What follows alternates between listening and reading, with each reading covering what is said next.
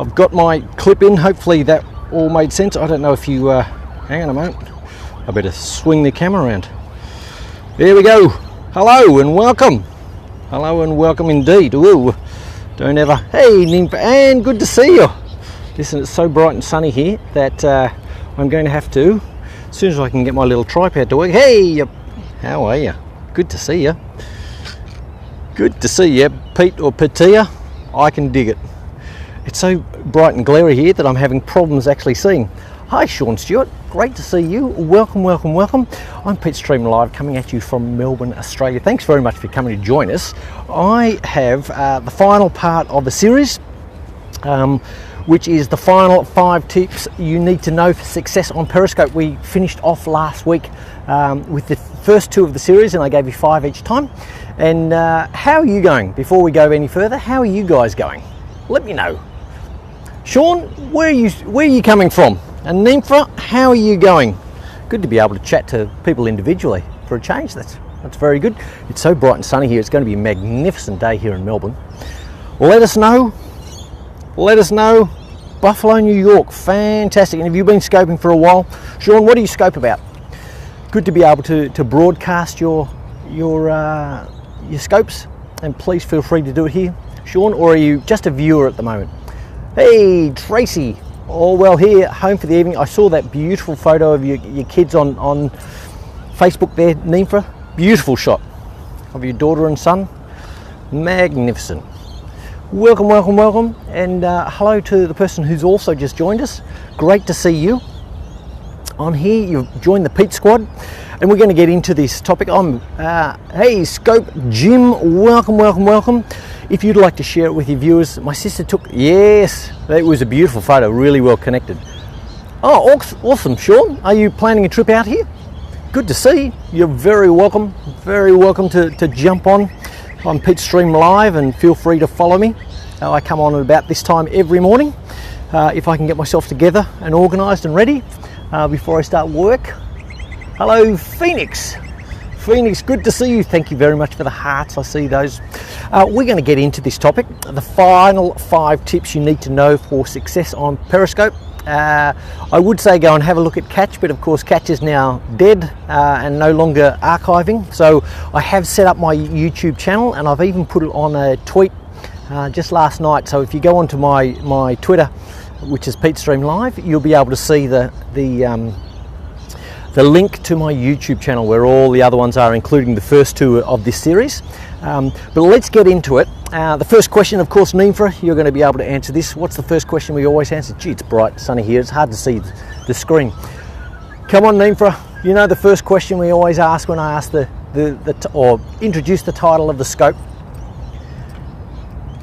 Come on, Nympha. Tapping away, or unless you're driving at the moment. If you're driving, don't start tapping away. The first question, I'm so glad you actually asked. Oh, I see the purple hearts there, Nympha. We always ask why. Why do we want to learn about this? And this topic is all about growing your tribe. Hey, best bets for you. Great to have you on. Welcome to Melbourne, Australia. It's a beautiful morning here at about 10 to 9. You ever tried Dickens cider? No, I haven't. No, I haven't. Not a big cider drinker, beer drinker. But I have had the occasional sip, but I don't know if we get Dickens cider out here. But anyway, let's get on to the topic though. This is all about growing your tribe. So if you want to grow your tribe or build your brand, why don't you try some of these? Ah, right. Okay, thank you, Sean, for letting me know. Mr. Dickens cider, pop your head up again, and we'll do the hungry hippos. We'll just give you a block. However, leave now, unless you can show respect. All right, the number 11th tip, I've got to get going because this is going to be fast paced. Sorry, watching and helping, very important. Yes, homework for a 4-year-old, that's a crime. However, I'm sure he's enjoying it at the moment. That's awesome. The first one I'm going to put for number 11 in the series is time your broadcast for optimal viewership. And I have done a scope about this in the past. The easiest way you can do this is via having a look, because you're connected with Twitter, Periscope, and Twitter is intricately connected. And if you're not, I surely suggest you do that. You can optimize the timing of your actual scopes by knowing when your busiest engagement is. So use Twitter Analytics, and if you're not connected to Twitter Analytics, again, I've done a scope about this, but you could also send me an email at petestreamlive@gmail. Hey, Piratadjengo, good to see you. Welcome to the scope here. Feel free to follow this. Hello, where are you coming from? Pira, I'll call you, unless Piratad. Is that Piratad? Let me know how to say your name. Luxembourg, wow, you're my first Luxembourgian. Great to have you on here. Welcome, welcome, welcome. I'm coming at you from Melbourne, Australia. So we were talking about optimizing the time when you actually scope.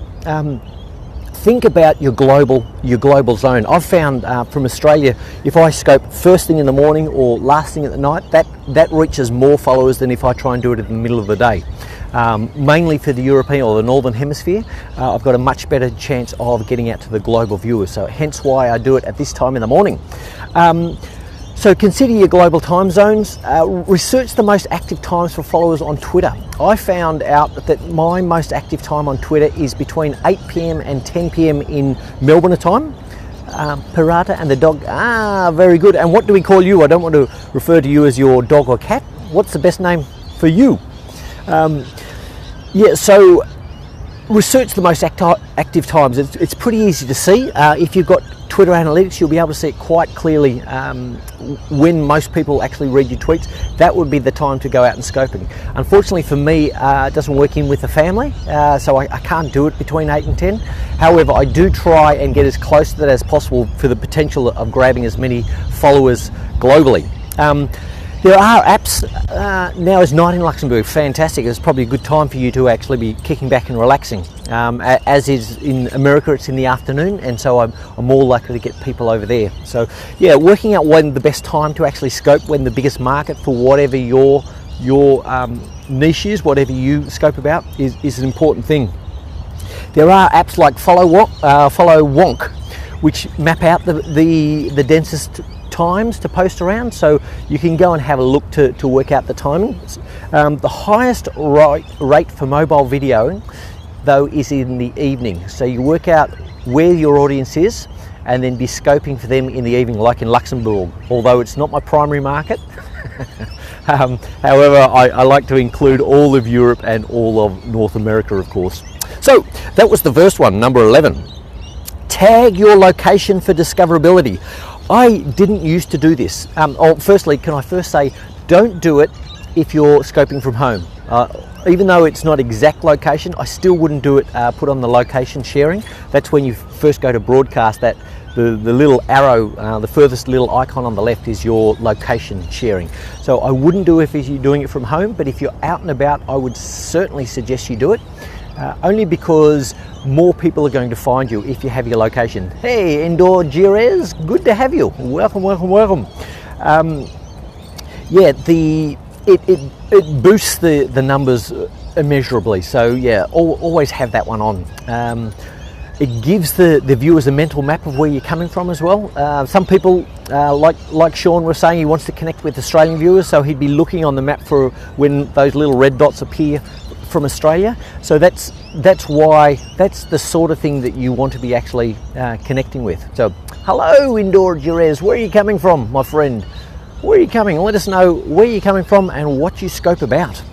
And then the last one, it also boosts your local search marketing. From Spain, fantastic. Buenos dias, great to see you. Autosufficient, number 3, Albacete. I didn't get there. My apologies. Actually, I didn't get to Spain at all. My fault, and I really love the Spanish language, even though I don't speak much. Only a little bit of backpacker Spanish, but excellent.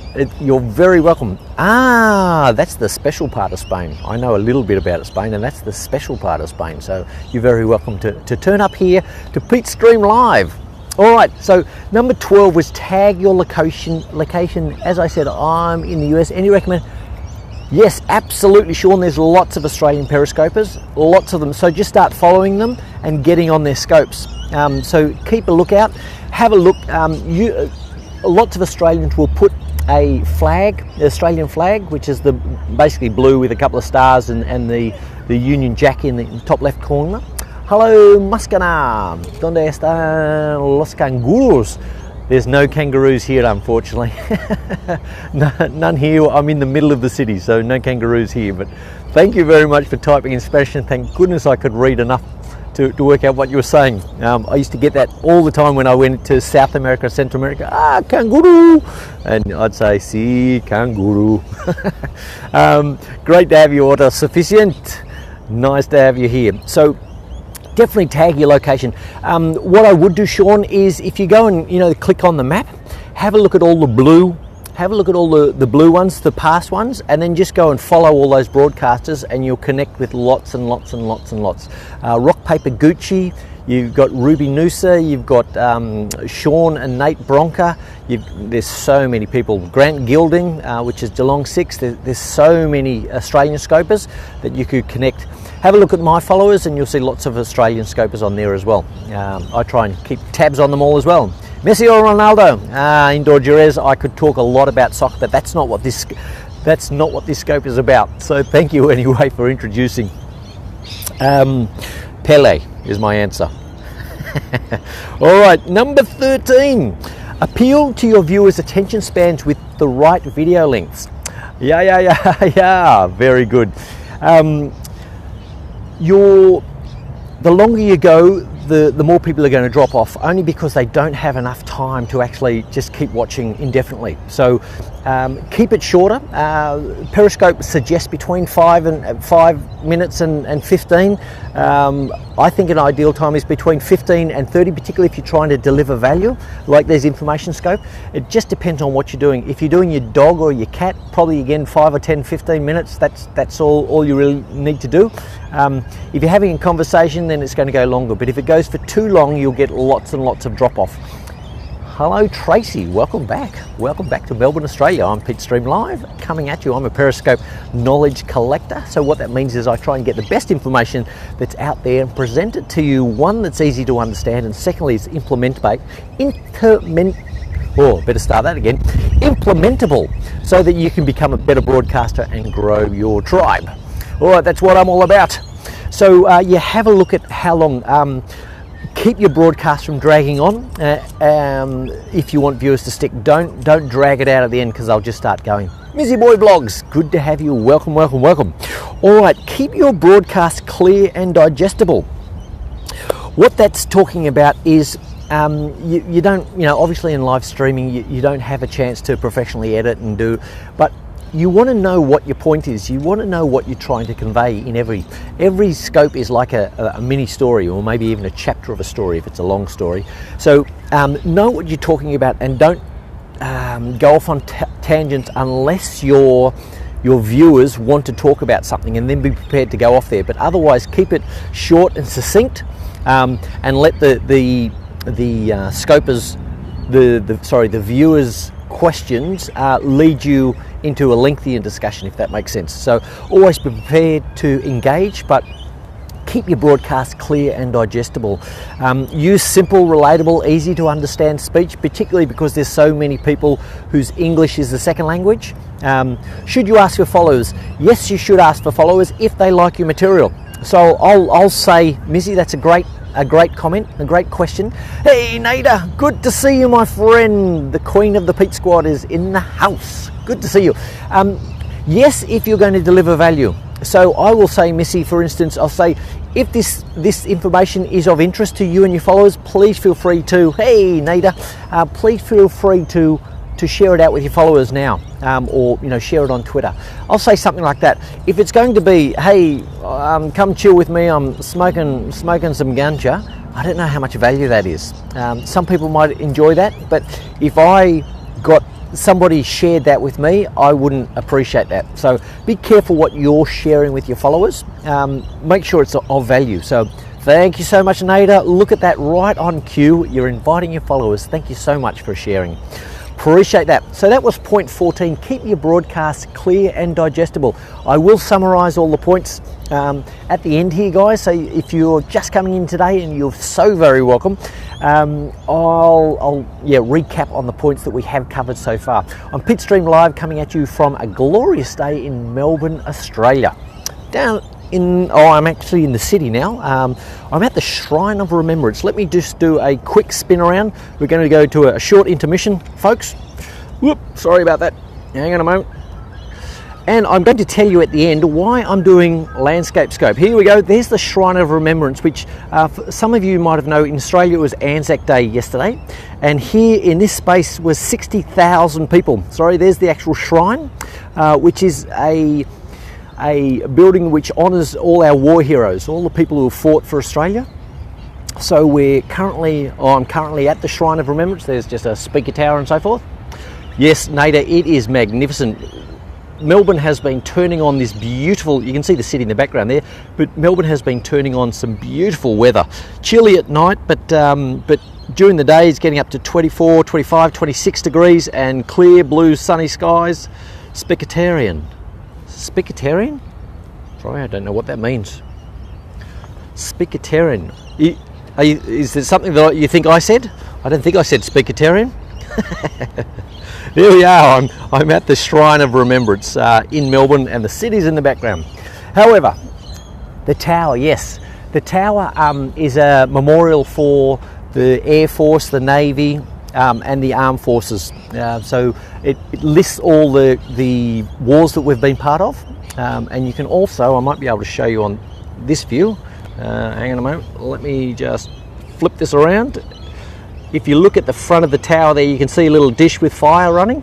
There's a couple of poppies yesterday. The poppies are the symbol or the flower for our battle and our armed forces and the people who have lost their lives. So there's some poppies still there, and there's also the fire is kept burning to honour the dead, all the people who have fought for Australia. Hey, it's Michelle, the SoCal Killer. Good to see you. Did you say speaker tower? Oh yes, my apology. Yes, the speaker tower's just up behind me. Speaker towers, and there's also lights. Good to see you, Michelle. Good to see you. So point 15, thanks so much for coming to join us, everybody.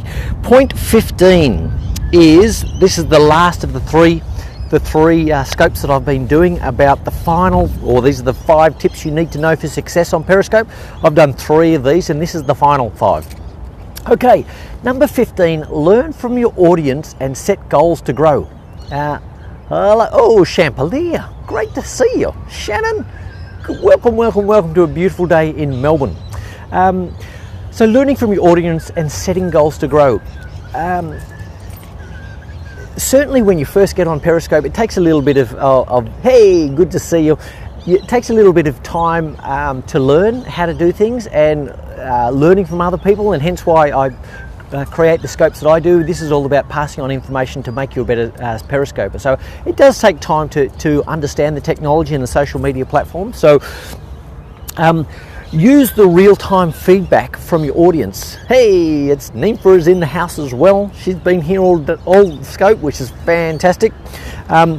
Yeah, learn from your audience, find out what is working and what's not working. Ask some of the people who regularly come back on your scope. Hey, what do you like about my scopes? What can I do better about my scopes? Always be looking to get better.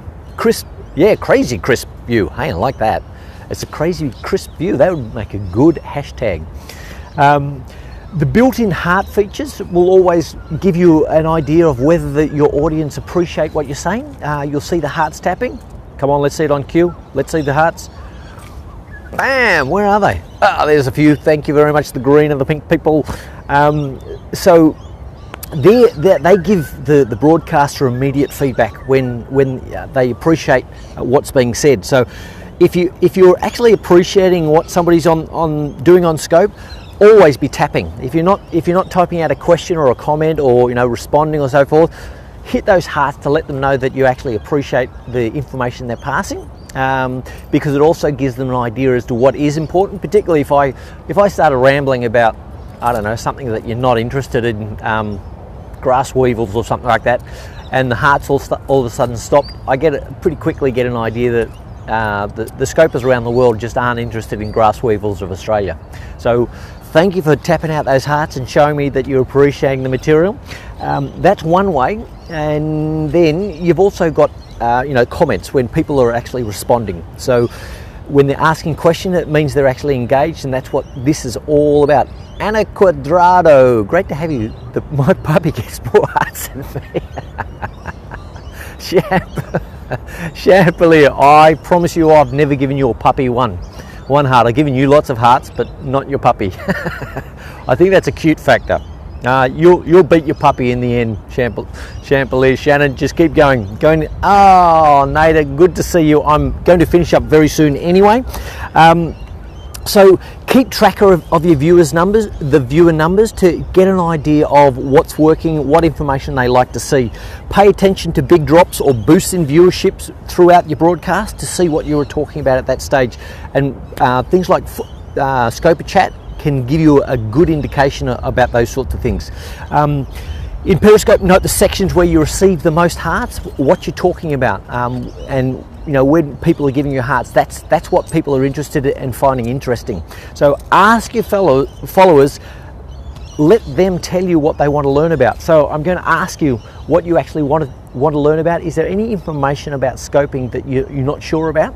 I do have the next couple of days already planned out, but if there are other topics that you want to learn about, let me do the research, come back to you, and I can deliver that information to you.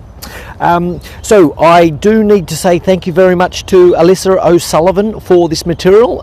It's been very beneficial going through these 15 points and being able to deliver it to them. I would suggest to try one of the 15 that I've talked about. Oh, I've got to summarize what we actually talked about here. So the first one we did today was time your broadcast for optimal viewership. Know what time all your viewers are actually on. Then tag your location for discoverability. That's talking about having the location sharing on so people can know which part of the world you're in. Really important, other than if you're doing it from your home. I wouldn't do it. Third, appeal to your viewers' attention spans with the right video lengths. Don't go too long, otherwise they're going to tune out and leave anyway. They want to know if they're coming on your scope, they're going to get a whole bunch of information, a lot of value, and it's not going to be a lot of waffle and fluff and things that don't interest them. So number 14 was keep your broadcast clear and digestible, i.e. don't be rambling on and just, like you've got all afternoon with them. Your viewers only have a certain amount of time, so don't go rambling. Number 15 was learn from your audience and set goals to grow. Always be working on your Scoper style so that you getting better. And one of the best way to do that, hey DG, is to welcome, is to find out what they actually want to know about. So thanks so much. Oh, the reason why we now have on the landscape mode is because now that Catch is no longer gone or no longer around, and most people, g'day DG, good to have you. Tell us where you're coming from. Everything is going to be saved to YouTube, or for the most part things are going to be saved to YouTube now, and YouTube is a landscape view. So if you have it in portrait mode, the tall screen, it's going to look really bad on YouTube and have the two black bars down the side. And the other thing is that when people start watching scopes on TV, they're going to see it in, like a TV is also in landscape view. So I would suggest from now on that you always do your scopes in landscape view. Don't have it in the portrait view. Even though we have the capability, and there might be times you want to do that, have it in landscape view just for your own sake, and also making it better for your viewers to watch you. So now tomorrow, let me let you know, because of Catch has died and now people have to save their posts onto YouTube, I'm going to talk about how to post scopes to YouTube and social media sites. They're very straightforward, very simple, but that's what tomorrow's scope is going to be about. So I look forward to seeing you tomorrow on Peakstream Live, coming at you from Melbourne. I'm going to finish up really quickly because I'm already out of time, but I will do a spin around to show you again. There's the Memorial Tower. Not a problem, Shannon. Great to have you. And this was the site that had 60,000 people to the Anzac service yesterday. There is what's called the Shrine of Remembrance here in Melbourne. It's just outside the city. And we've got beautiful parkland. This is South Melbourne, just down over there. See you, Nymphra. Great to have you. And you can see some of the city buildings in the background. It's a sort of a 10-minute walk, 10 or 15-minute walk. So, yes, thanks so much for coming to join me on my scope today. I will see you. Oh, got to keep that hand off the camera. Hey, it's Chad from Stat Farms. I haven't seen you for ages, my friend. Great to see you. Yes, there's the shrine behind me, and I have to finish up now because I have to go and work. So great to have you, Chad. Have a look at the replay. I'd love to hear what's happening. PeteStreamLive@gmail. Make sure you send me an email, Chad. Want to know what's going on and how your scoping's going. And otherwise, very good. And sick. That's not good to hear. Please, if you'd like to follow me, follow by swiping up or across, depending on whether you're Android or Apple, and hit that follow button. The same with Twitter, Instagram, LinkedIn, YouTube now, Facebook, all Pete Stream Live, and look forward to connecting with you soon. See you later, guys. Now we go to Dicky time, see if the thing is going to work or whether I have to sit here and look like a silly person muttering to the screen while I try and get the stop broadcast button to work. See you guys.